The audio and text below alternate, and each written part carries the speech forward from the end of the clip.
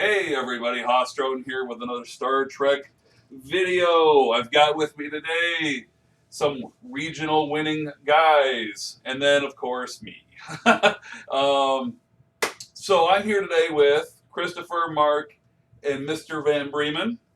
Uh, Mark and Kris were two of the winners from the South Dakota Regional, and Michael, he was the first edition winner at the Chicago Regional a couple of weeks ago.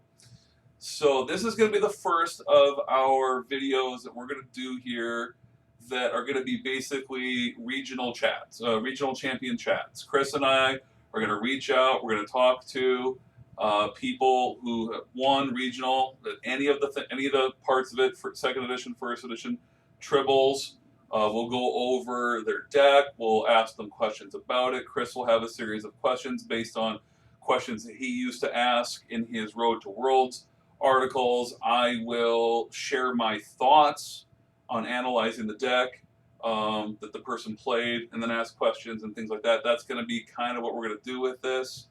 But go ahead and say hi, everybody. Kris, you go ahead and start us off. How are you feeling today? I'm feeling old, and I'm feeling old for one primary reason. You three will know this. Michael, and Mark, I know maybe you played it, maybe you haven't, but guess what I got in the mail today? I got a graduation announcement for Henry Freed. Do you all feel old? Oh, buddy. Oh, man. Henry Freed, Matt Freed's kid. I believe his handle was The Chosen One, who once upon a time played Trek with us, is 18 and graduating during the pandemic. I feel like a dinosaur. I officially have the skill of old times too today.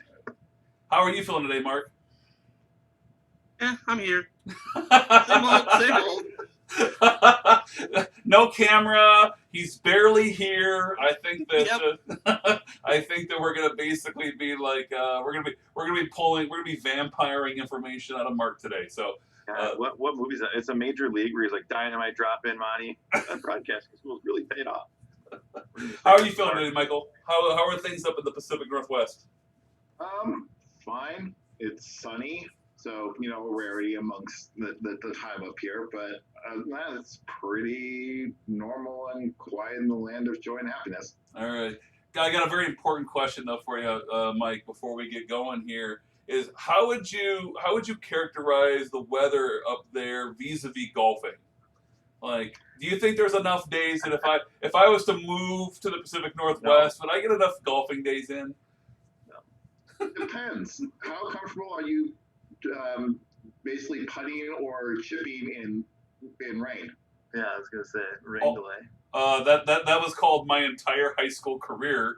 Since in high school in competition we played at the end of March, all of April, and the first half of May, which was basically I spent pretty much every round up until we got to regionals, the regional events. Basically playing in either cold rain or cold rain. So then you'll be fine.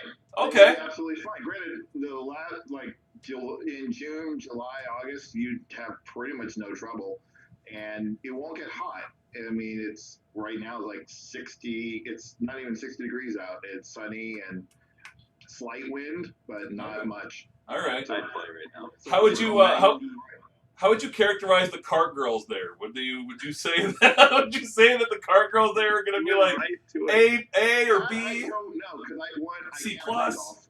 I've never played golf really. I've been with people who have golfed, but one, our golfing in our families usually involve alcohol, and I can't drink.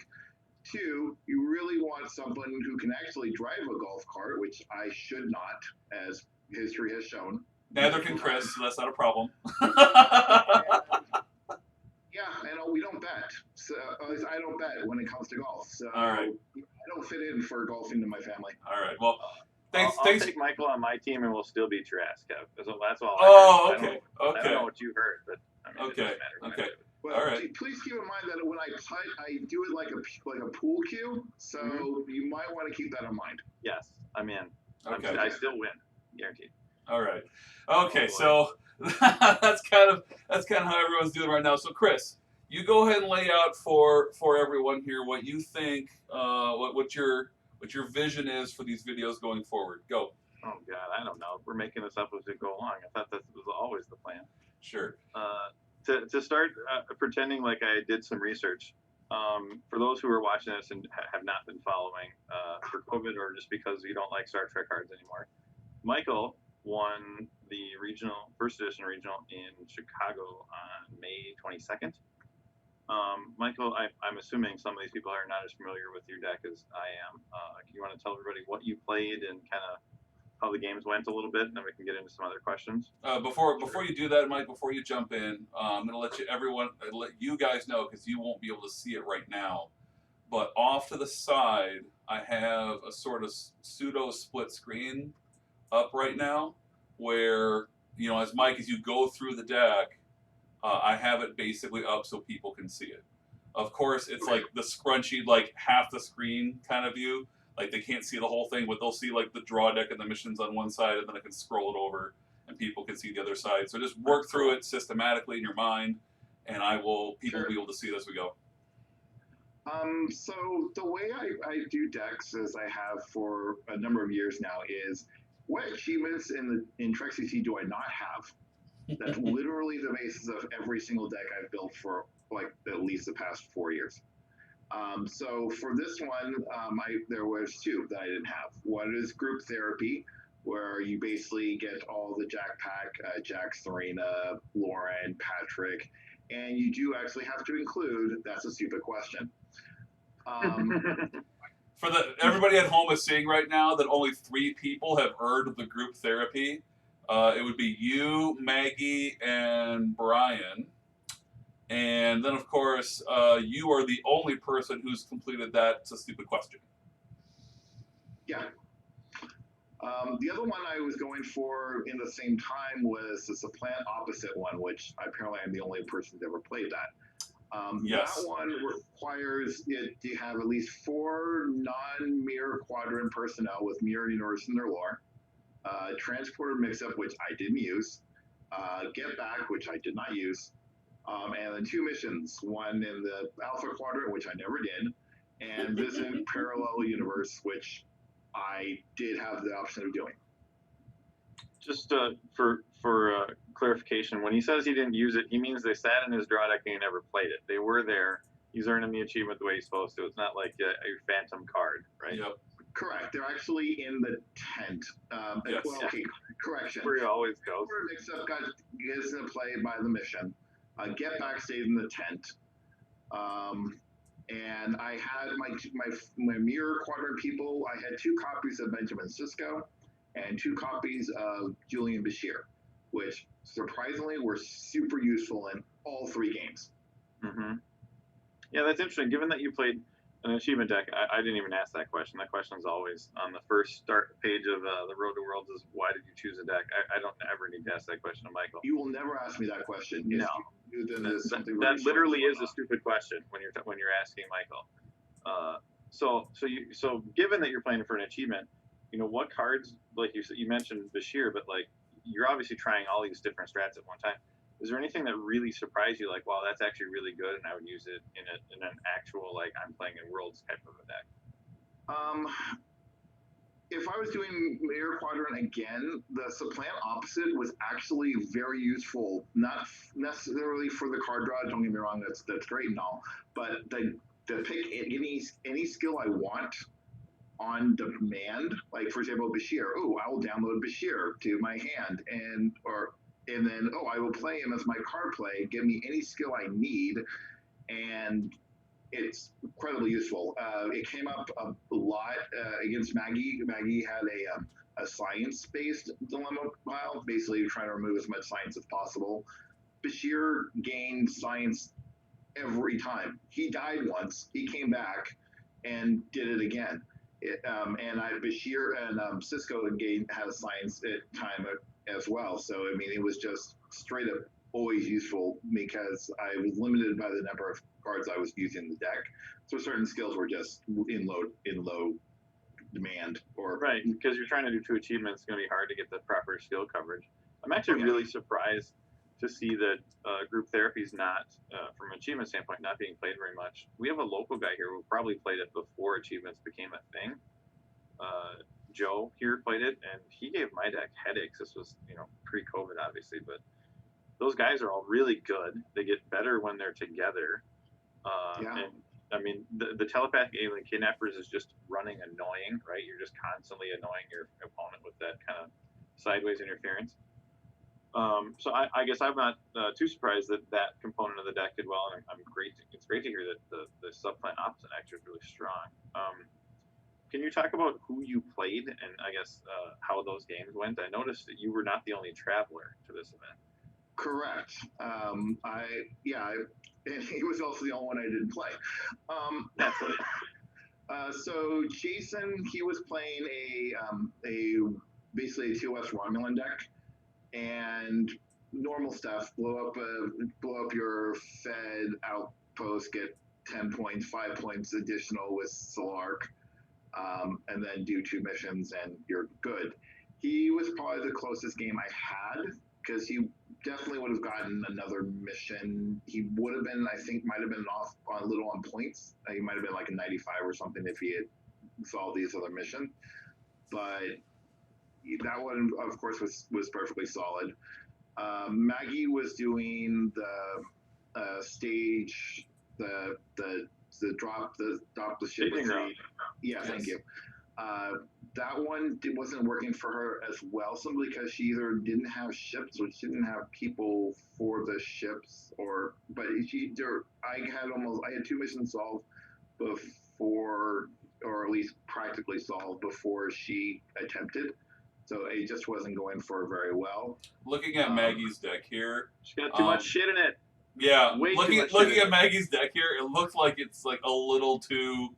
It got a little too cute in the interrupt, and the interrupt zone. It kind of got a little Way too cute. too cute. My deck did not have any cards that were not espionage or ships and people.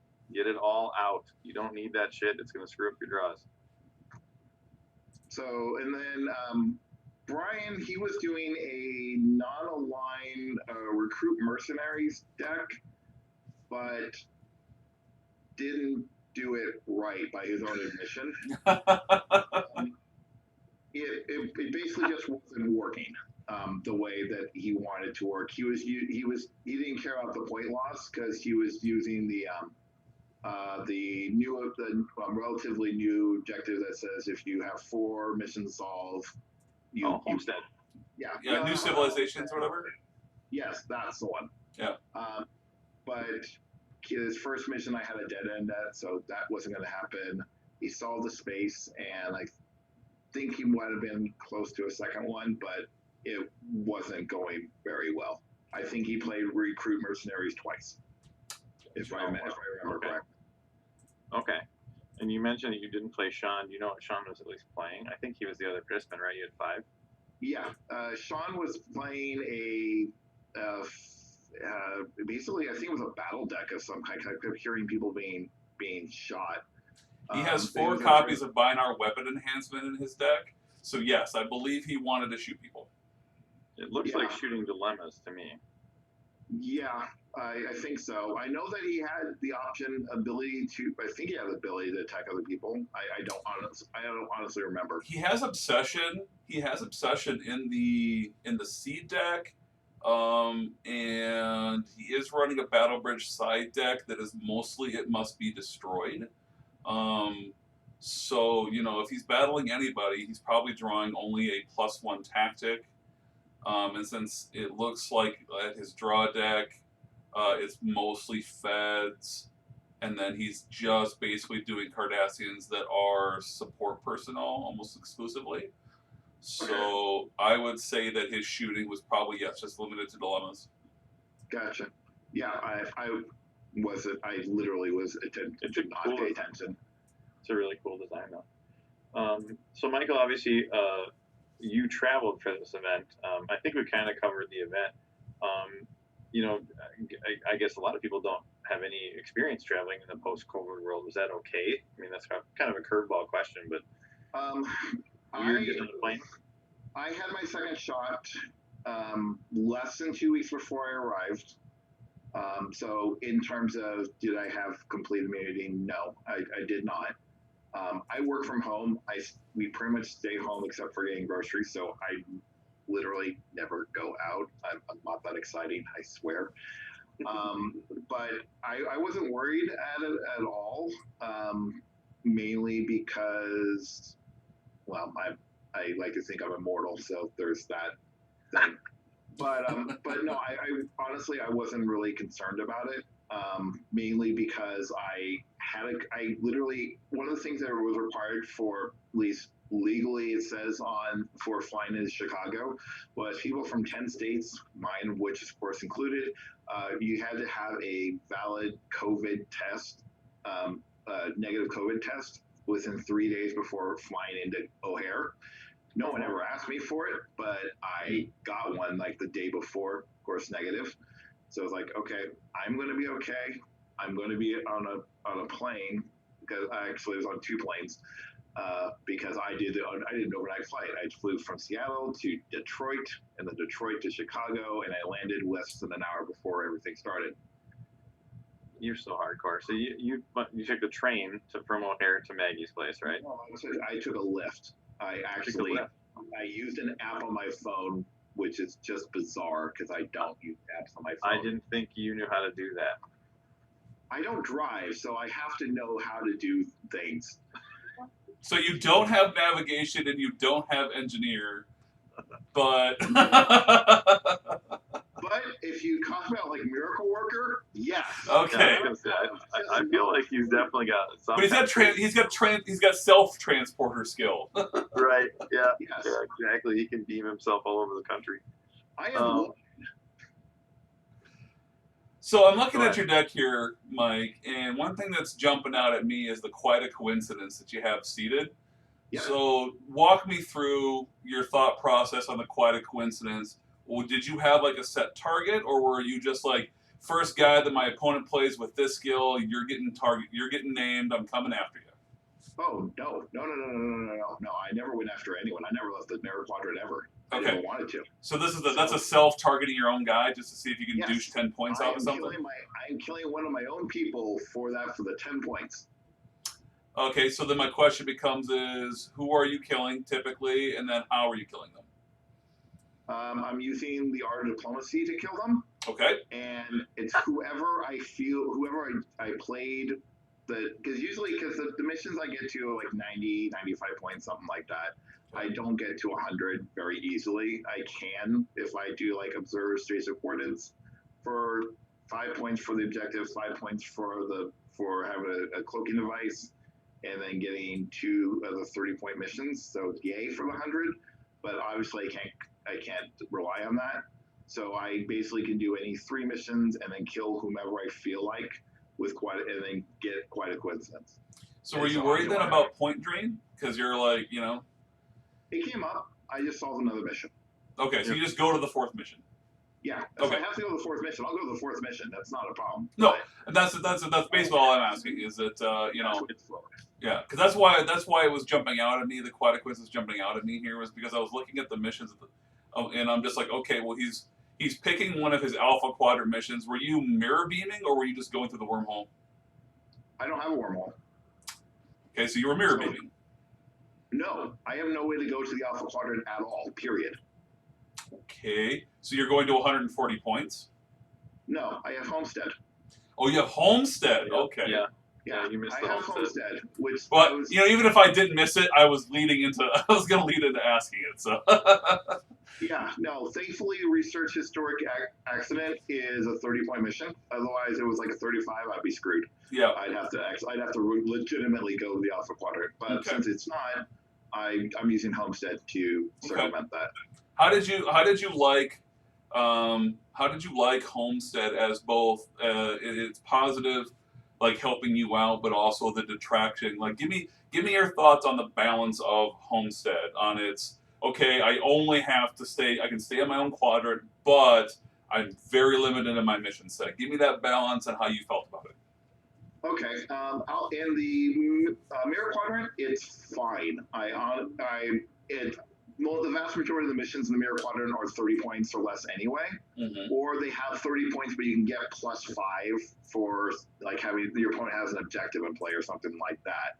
there's ways to get bonus points for it, both for pretty much like KCA. Oh, I will just historic encounter or whatever that objective is. I'm going to get my card draws and get 5 points just because it's what I want to do. Mm-hmm. So that's not really a concern. For the Delta Quadrant, it's very interesting. There are a lot of missions that say that they're 30 points, like assist cooperative, but you get 10 bonus points for having a blue icon board, or salvage operation, where it's an X, which you could theoretically get 40 plus, of course, any other ways you get bonus points on top of that.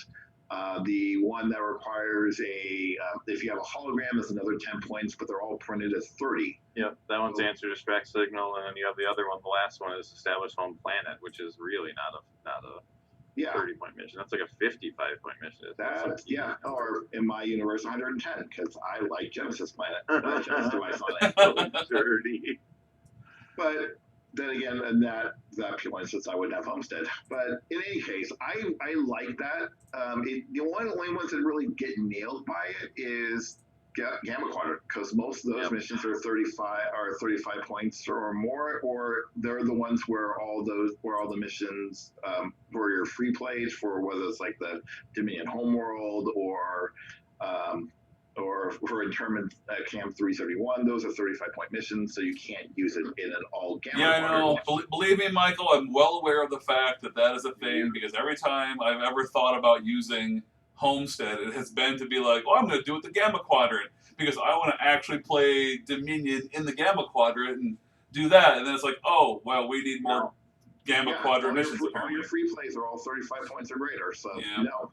They say no. Yep, they say no. So I'm gonna lodge my complaint with design and say, maybe it's about time we get some more Gamma Quadrant missions so that they can homestead as well. So it would be nice if they got a couple that are like Michael said, some of these kind of Mirror and Alpha, where like it's 30 but not really, because it's a +5 for something you probably were going to do anyway, or probably some kind of easy hoop to jump through.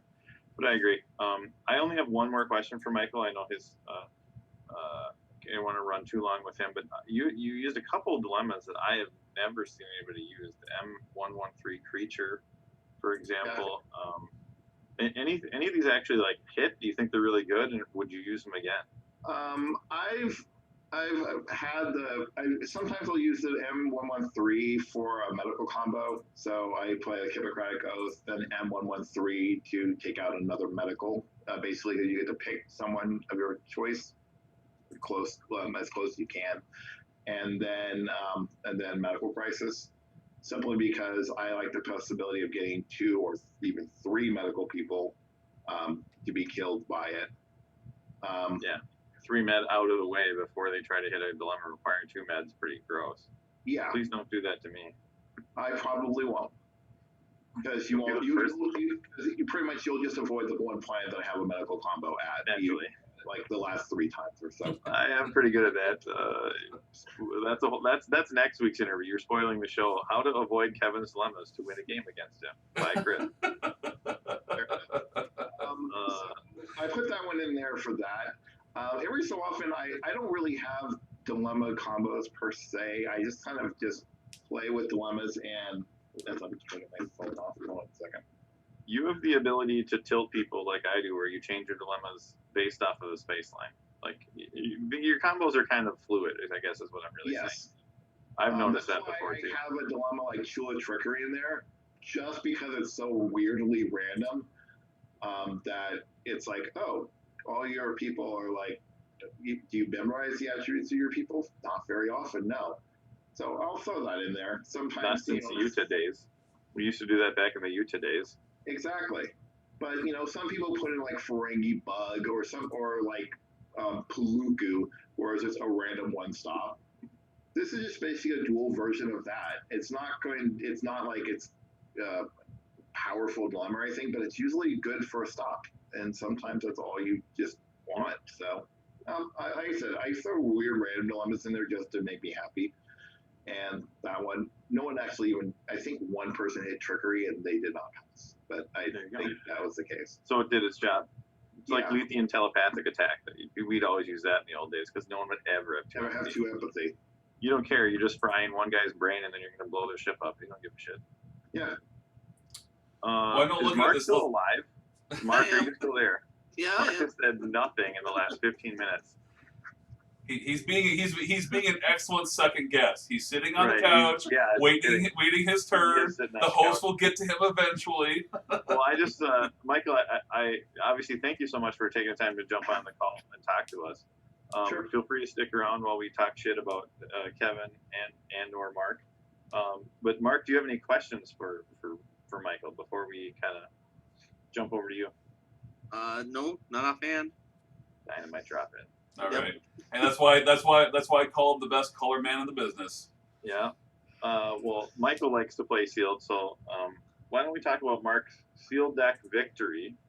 And this was in Kevin's cube draft format. So, Mark, can you start by telling everybody kind of what that means? I mean, Kevin obviously can help out, but like, how did the drafting work for your pod? You were in a different pod than mine, and you know how it just works in general.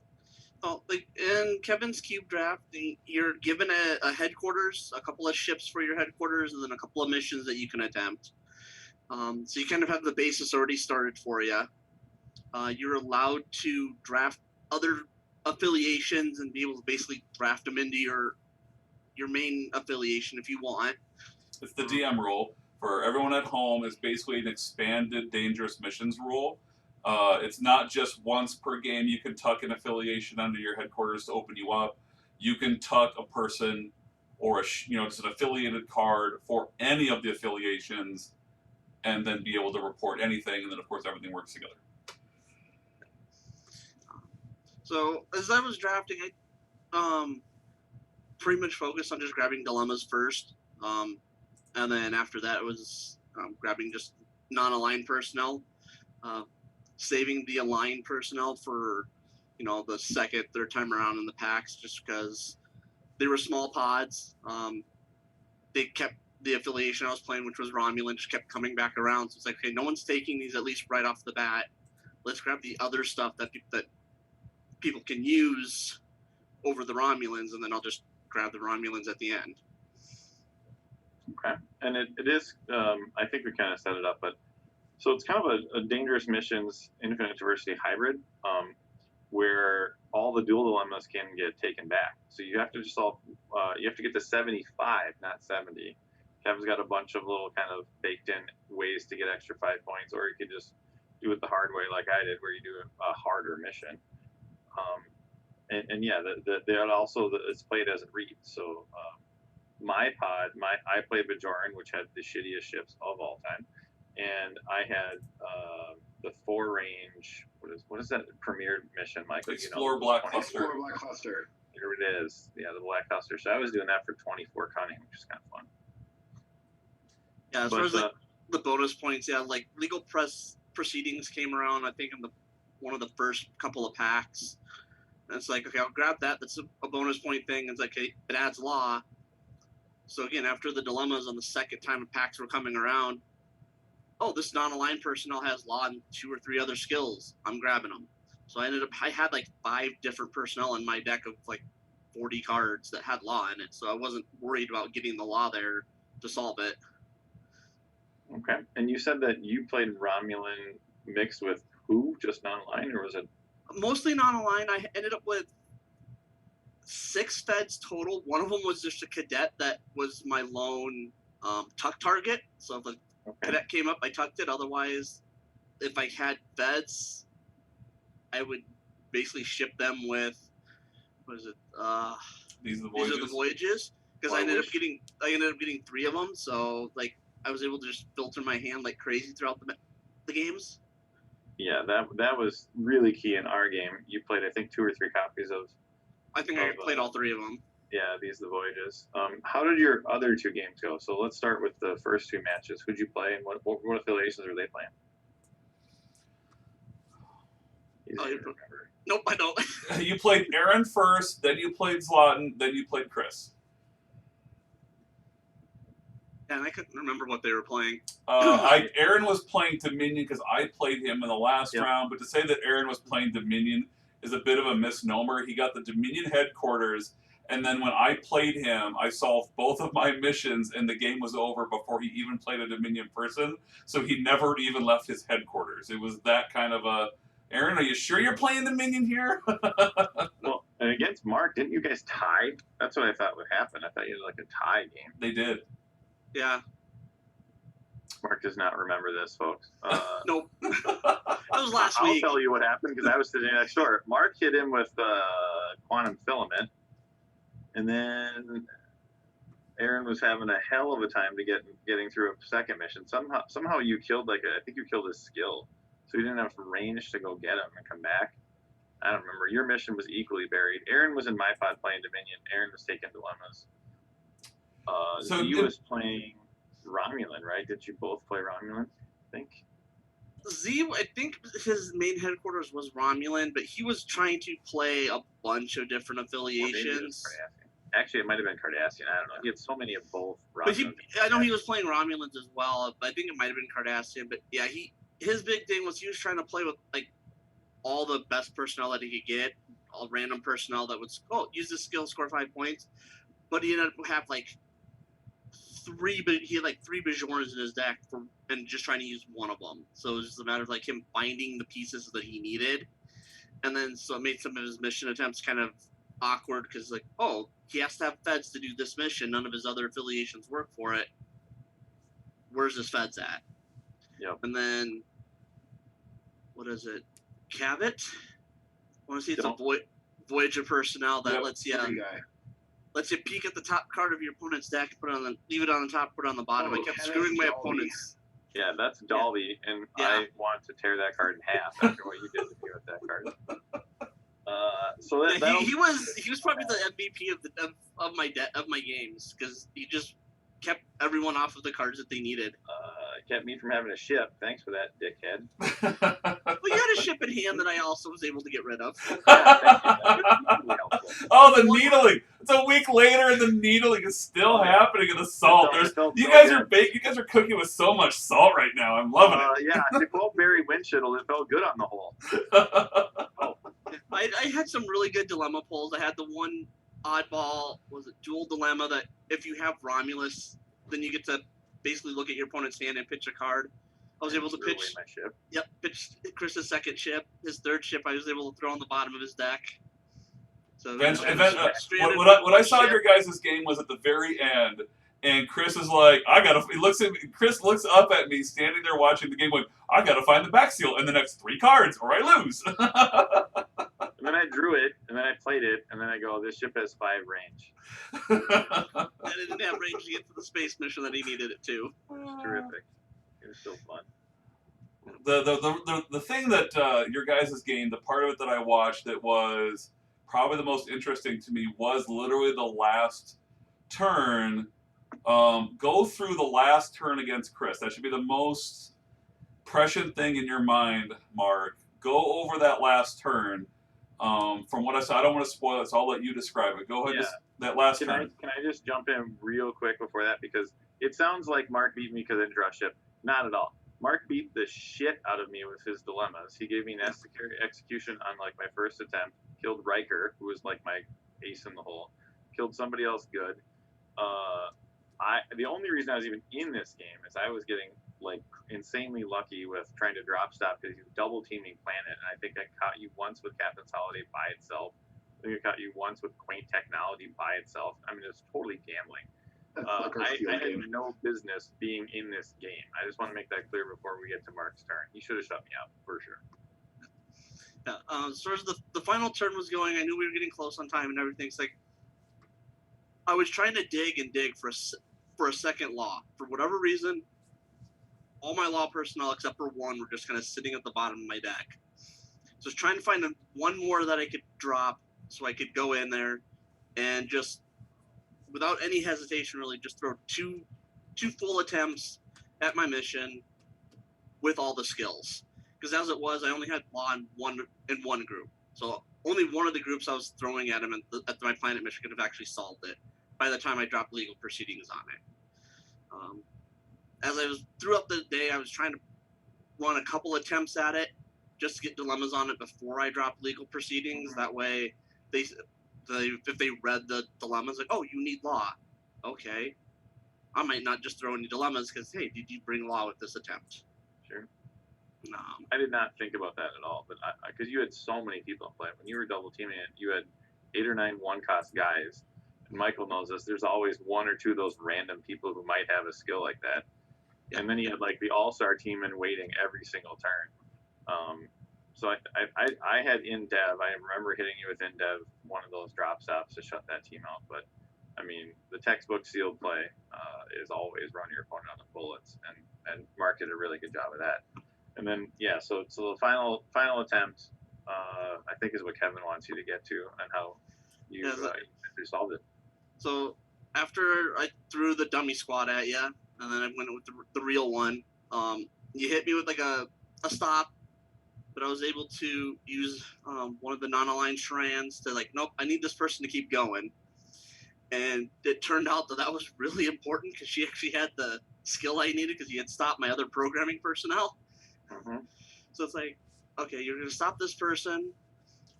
I needed, I want to say I needed 6 people to go through. So like, okay, you stop, and then I needed 5 of those 6 to have 6 cunning. Yep. So like, okay, you're going to stop at 6 cunning. I'll stop Strand because he's only 5. Let her keep going, and then you end up stopping Hugh. And then I went through. I almost was like, thought I didn't have it. I thought I didn't bring enough programming. You stopped the one, and then board ship was the mission you were doing. I think you had exactly 35 cunning. I did, because I had the 5 6s, and then the one. I had 1 5, and he was my one non-aligned guy that at the time that had law. I mean, that's the craziness of sealed. I mean, Michael and I have been playing a lot of sealed online. Michael's also seen me not draw a ship, but then he's proceeded to have 2 no-kill eyes in his freaking ID draft pool. What's that shit about? Please point out where all my missions were. Oh yeah, he was. Speaking of ships with bad range or making it go a long ways. You had You had the Dominion Beetles that then flew to the Alpha Quadrant from the Gamma Quadrant. Solid 6 out of those 7 range. Did you go to the Delta too? I think you went to the Delta. That's where my planet was. Delta Quadrant. 6 range for that as well. So 7. No, it was 7 to go to space in the Alpha Quadrant. That's where all my space missions were. Oh, full amount. Full amount. You better hope you don't get damaged when you're out there. You're never leaving. That's what happened to Aaron. Is he was headquarters in the Gamma Quadrant, and everything he had was Alpha, so he was using a lot of range to move around. And then there's one big ship against me. I ended up throwing whatever damage dilemma is on. It's like, oh, you face a dilemma, randomly stop someone first. Yeah. So the hilarious moment between you and Aaron, though, when my first run game against Kris got done, as I walk over and I watch you guys playing there at the end, and Aaron, I don't remember. I'm trying to remember. You have to remind me, Mark. Was it the pro play that you knew that he didn't have the skills, or was it you didn't draw any dilemmas and then you ended up finding out he couldn't solve the mission? It was something like he attempted with like the bare minimum guys. You got to like draw 2, spend 2, and I can't remember if you drew them and intentionally didn't play them, or you drew them and you couldn't play them. And then Aaron goes, "Well, since you didn't play dilemma, I can't play my interrupt, so now I don't have the mission skill." Yep. Yeah, he attempted. I drew 2. Both of them that I drew were 3 cost. Oh yeah, that's right. That's right. And he goes, well, and he was since he was playing Dominion, it was the Dominion hierarchy or whatever it was. But it says he had to for him to give his Vorta a skill, he had to be facing the dilemma. Yeah. That was pretty funny. That was classic. That was a classic sealed / draft moment where you're just like, I'm trying to jerk my way into actually solving this, and then your opponent doesn't cooperate with you. Right. So I guess, Mark, do you have anything else you want to add about that sealed deck win last weekend? Just as far as anytime you're drafting in Kevin's deck, cube, dilemmas first. Worry about the personnel later. I think that's dilemmas. That's a good. I mean, that's a good strategy basically for all the different drafts formats that are out there, not just my cube, but also ID draft, and stuff like that.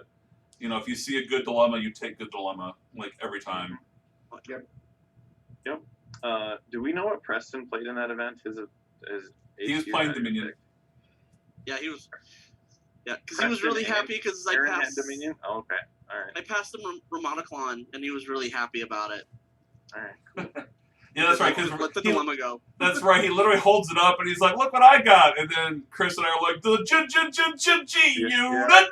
Yeah, that's that guy got me a nice win. Kev told me to draft him in one of the last ID drafts, which is a terrific segue all the way around. Anybody watching this, John Carter, our organized play director for online play, has just posted a constructed deck for 1E, so you can play against Michael and play against whatever achievement deck he plays for that regional.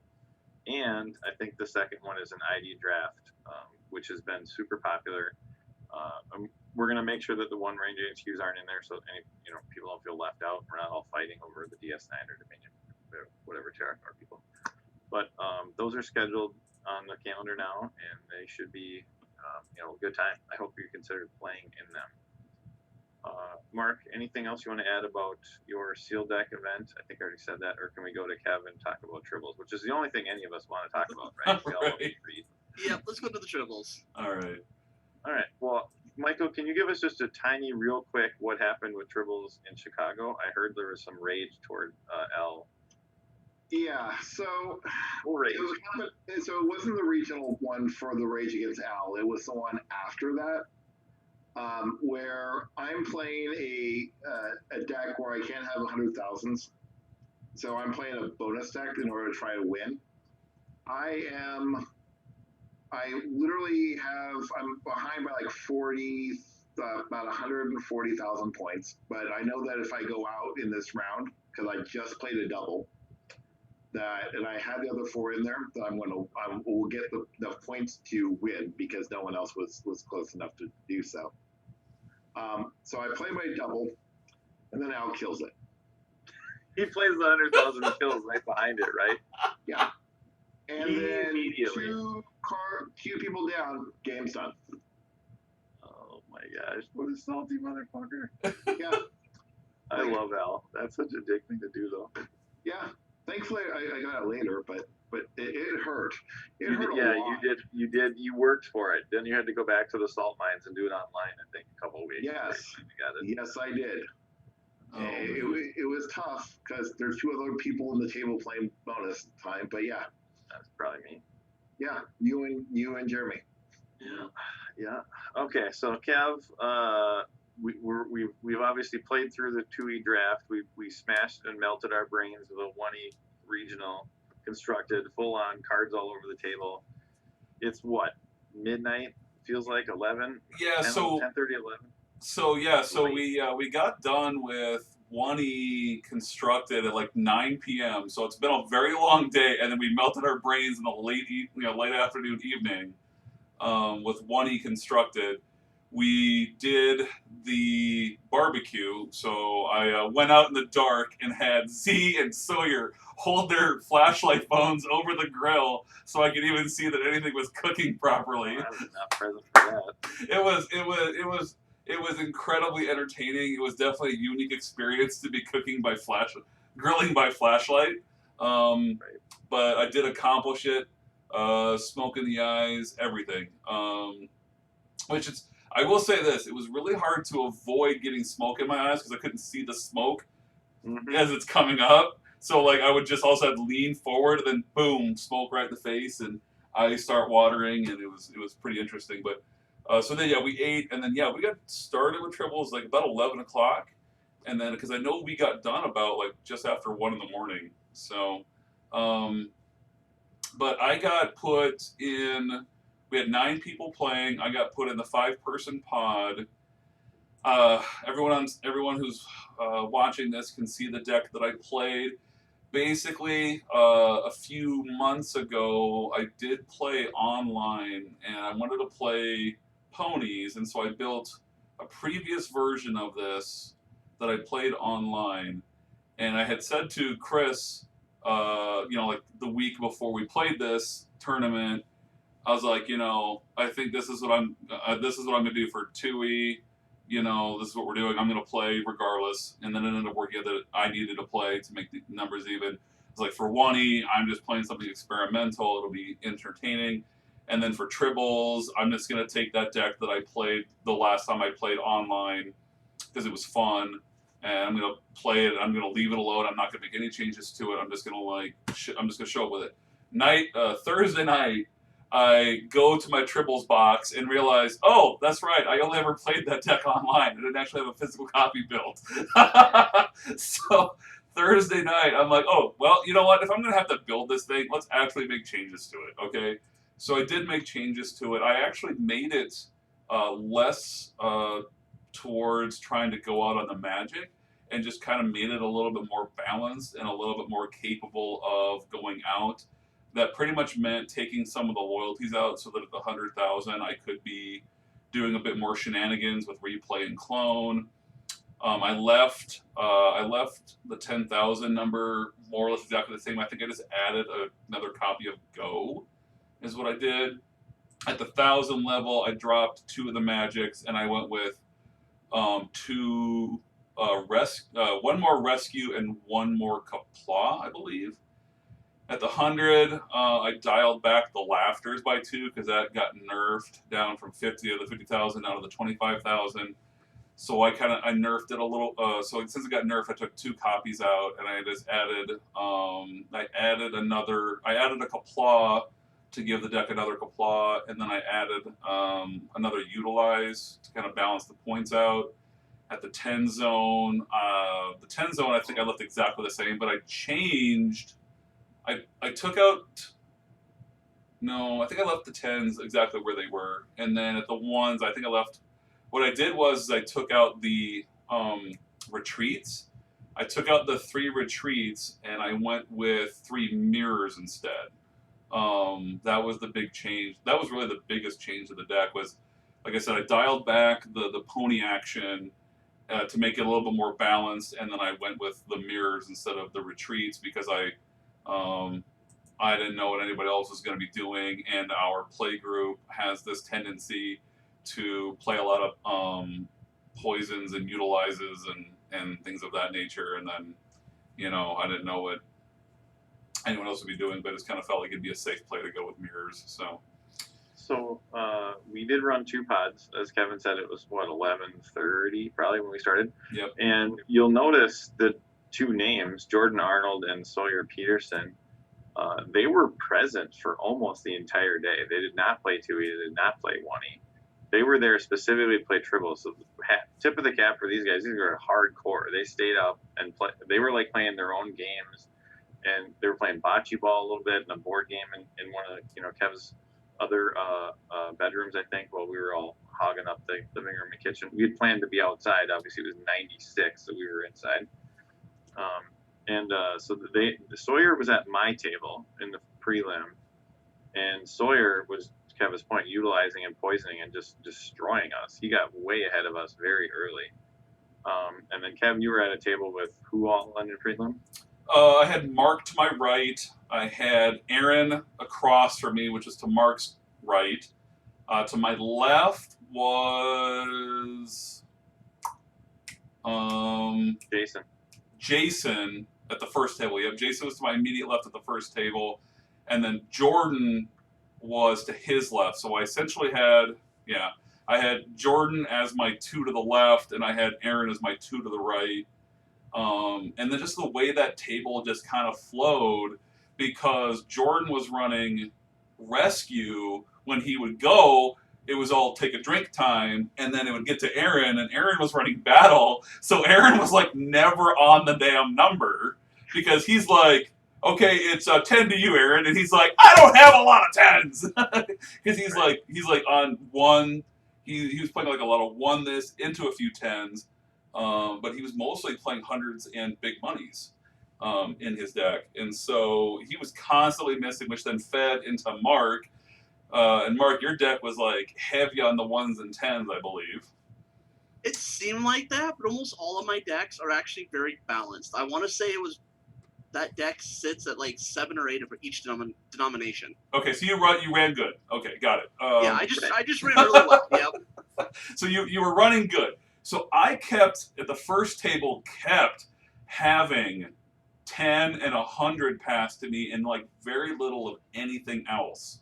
So Yeah, well, it didn't help that both players to your left, so both Jason and Jordan, they were both playing rescue decks. I literally had to So rescue. it was always going like to high numbers to That would Aaron. drive me insane. Yeah. Yep. I would just leave. That's like when we play with Steve online, Michael. It's like you just go take a drink time because Steve plays like this 20-minute turn, and it's like 10 to you or 100 to you every single time. Yeah. So that's what poor Aaron was dealing with. He was dealing with if if Jason could go on his rescue train, he did. And if not, then Jordan would almost always go on his rescue train.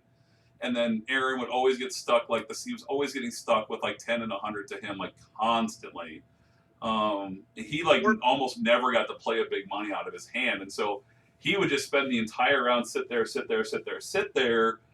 And then in just one round, all it took for Aaron at the first table was just the one round where Kevin had, I had a 33% chance to, or no, sorry, it's 1 in 5. It was a 1 in 5 chance not to pull the wrong card out of Jordan's hand. And then I did, and then Aaron got to play his last card, and he went out for his 1 point blah, blah, blah million and took the table. But for the people at home, so I highly doubt anyone's going to look up triple scores. If you do, you're insane. Maybe Michael will. I don't know. So Aaron went out for 1.2 whatever a lot. Mm-hmm. And the way that we did it is the top player from each table advanced to the final, but then it was the top 3 scores across all the tables. Yep. And Kevin and Mark both had like 400 some thousand. 700. Mark had 747,000. I had 700,000 and change. Sure, you both had huge numbers. thanks Sidek. Our table, Sawyer won with like 500 or something. 586,000 and change. And then Z was second right Nope. up until the last round. Oh yeah. Yep. Even not even impressive total. It's like 200 and something. I went out. I just figured, go big or go home in the last round of the prelim, and I played I think 4 discard cards. I was like, I don't care if you have toxin, great. I need to get a big in my pile and go out, and I did. So I pipped Z by a tiny amount, but I was definitely the lowest of the prelim players advancing to the final. So let's talk about the final, Kev. Okay, so we get to the final table, and so it's I kept my seat as host. Mark ended up just keeping his seat. So Mark was immediately to my right again. You took Aaron's spot across the table from me. And then to my left was Sawyer. And then when we had Aaron sitting where Jordan had been sitting.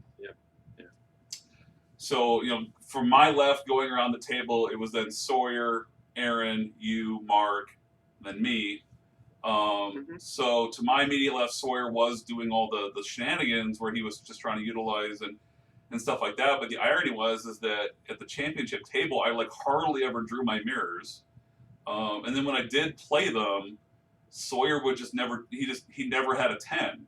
And then it would come back around to me, and I'm like, well, I'm going to have to play something because I'm not going to sit on this mirror for, like, no reason. So I didn't score, I think, anything off my mirrors at all. I don't recall mirroring anything the entire day. Not of significance. Sawyer ran pretty poorly with Utilize and Poison. When he would target people for Poison, I think he was getting 10 points, 100 points. Yeah.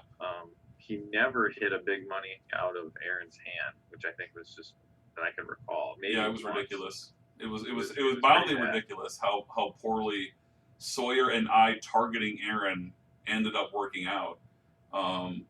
At the first table, I hit Aaron for maybe 100,000 off the couple of the utilizes that I played, and then at the championship table, it was the same thing. Like I just kept pulling 100s out of his hand, and that's it. But the championship table, it was really interesting because the championship table went the same way that the first table went. I went out, I think, in the first round right away but I didn't go out for enough to really have it be anything of significance. And it was basically just I just had to keep plugging along. It was oddly enough, it was the deck just kind of doing what the deck used to do under the old design when it would get 50,000 points. It was like, I'll just score my laughter points. I'll just score my generosity points. I'm just going to chug along a little bit. You and I, Kris, we both took the same idea of Aaron's either going to go out for a massive amount or he's not going to do anything. He's not going to be a threat. He's always going to be my generosity target. He's always going to be my, laughter buddy. And stuff like that. And, kindness never really affected him because it helped him cycle a little bit, but it was never going to be a threat to helping that deck. So we just kind of Kris and I just kind of gave Aaron, our pity points all along the way. As you can see by the final score here, Mark ended up getting in on that action when it became clear Mark was struggle busing as well. And then what ended up happening is that in round four just went on forever. And eventually I just inadvertently put all of the pony powers in my pile. And then at just the right moment with this, I had 3 cards in hand. I think Mark, you drew and hit the 100 and played it. And then I was like, cool, 1,000, let me check. Oh, yes, there they all are. I went out for 300,000 or something, or 400,000. Yep. It doesn't sound like a big number, but with that table, it was. I mean, it was obviously the deciding factor in the game. I went out, I think, once other time for a couple 100,000. But yeah, we kept Aaron off the table. We gave Mark a lot of pity points. Sawyer had, kind of Sawyered his way through a decent total. But the magic out was the clutch play there at the end. Well, then what happened is then we went to round 5, and then we just ran out of time before we could finish it. So. Yep. Round 5 ended up just not being a threat because round 4 had taken so long that round 4 just ended up being that deciding round, no matter who ended up winning it. Yep. So round 5 was less than 3 minutes. You've seen those kind of games, Michael, right? Where you play too hard, scoop it up. So that's kind of the I guess Kevin, unless you have anything to add, or no. Mark, you want to ask any questions about triples. I think that pretty much covers our first shot here at the regional champions chat. Anybody want to say anything else, pimp anything else, talk about decks you're building, whatever? Floor is open. I'll quick talk about our golf outing. God, no. I'm just gonna say that for everyone out there, the Invaders did end up winning. We after the first 9 holes, we ended up figuring out that Aaron's supposed handicap was garbage. Yeah. Heavy air quotes there. I got a good partner. Yeah, so that ended up being total garbage, and JR and I were like, okay, we're retconning the front 9, so we gave you guys no strokes, and on the back 9, we're also giving you guys no strokes. Aaron can hit the ball 280, 290, so screw you guys. This is straight up. And that was fine because you guys still ended up winning the front 9 strictly based on the fact that Aaron got a birdie. Yeah, Aaron got a birdie on the 3rd hole. Golf, that's 1 under par in a hole. Yep. And Kevin and I play all the time, and I don't think either of us got any birdies. And Aaron, who's like, "Oh, I'm really bad at this game," just straight up easy birdies ball. So front 9. After the retcon of the handicap, Kris and Aaron, you guys were up 3-1 on us, three hole wins to our 1.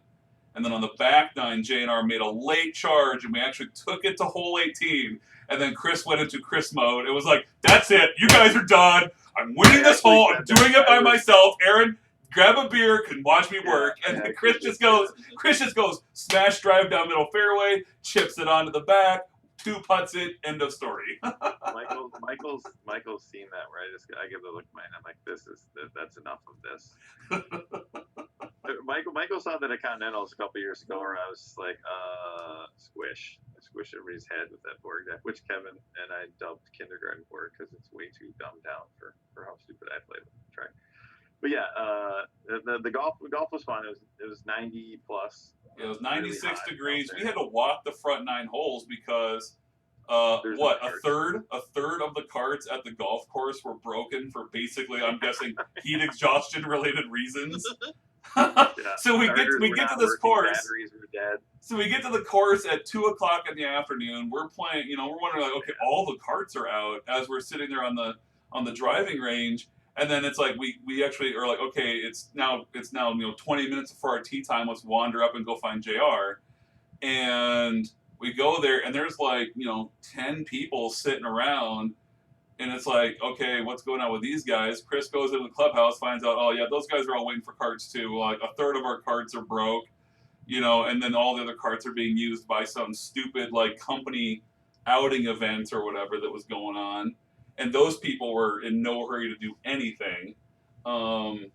So we ended up just having to be like, okay, well, we're not going to golf at 9:00 at night, so let's just go out and walk and see if we can get a cart for the back nine.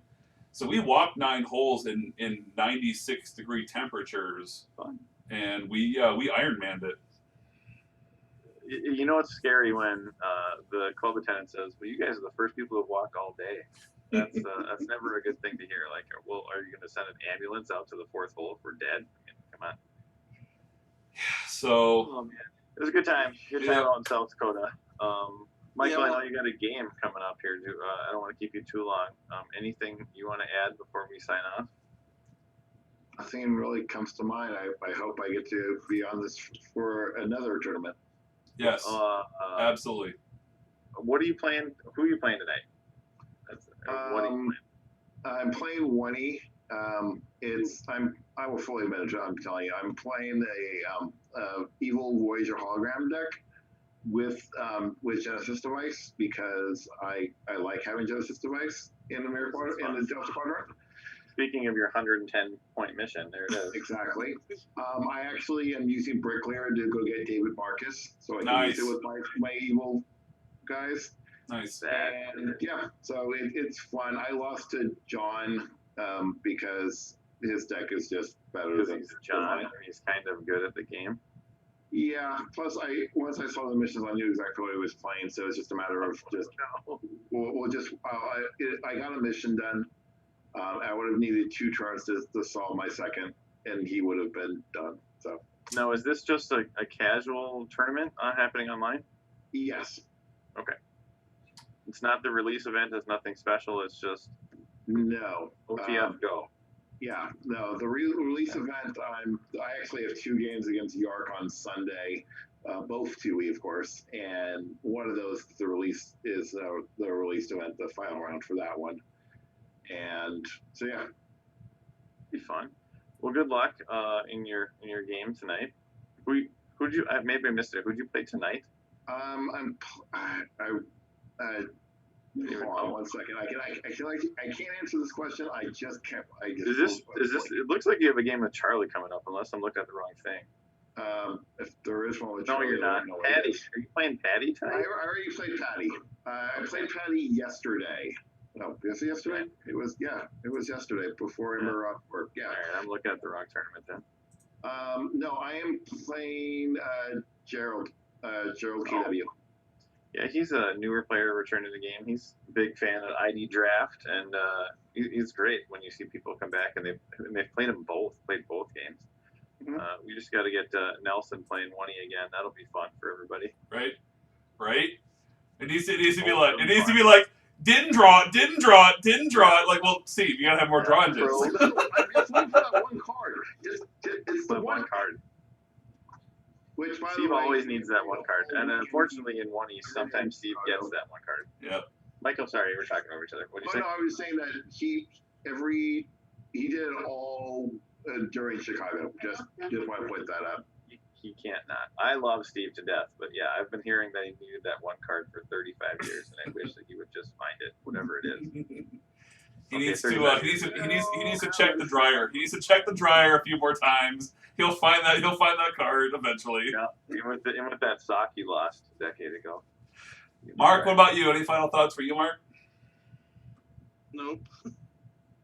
Dynamite drop in, Monty. Hey, I worked 10 hours today already. My brain's dead. All right. Yeah, Mark's weekend starts now. Yep. We'll go build a new Oney deck, Mark. It's in the plans to. Yes. Yes. The non-aligned deck from the regional sucked. Yes, it It did. worked like it was supposed to. Yes, Yeah. yes, it did, Mark. It sucked royally. Yes, it did. And I think I found ways to fix it. So I didn't play against Mark. I don't even know what affiliation he played. But Mark was Not playing. aligned. Mark was playing pure non-aligned, and I had to point out that the way he thought his deck worked, it doesn't work that way. He had to seed a card at a different spot, otherwise his deck was not going to function. Period. oh, and it Well, didn't just function anyways because my draws were crap then. Yeah, just a minor issue. Then. Yep. yeah. Just don't First we don't get play out. the non-aligned deck up in the cities, Mark. That's all I'm going to say. Build something new, like Kris said. Build Or like something new. never again. Maybe never play it again. All right. Well, thanks everybody for watching. Kev, thanks for hosting. Yep. Yeah, and we will see you next week for the Ancient Adversaries episode, where we talk about Steve's one card that he never draws, probably to his face. We'll ask him what that card is. It's every time. We absolutely will. All right. Thanks, everybody, Thanks, so Michael. much. Thanks, everyone at home who's watched this. Make sure you like and subscribe to my channel. Set the bell for notifications so that when we do drop that next episode, you're the first to know about it. But thanks, everybody, for watching. May the profits be with you.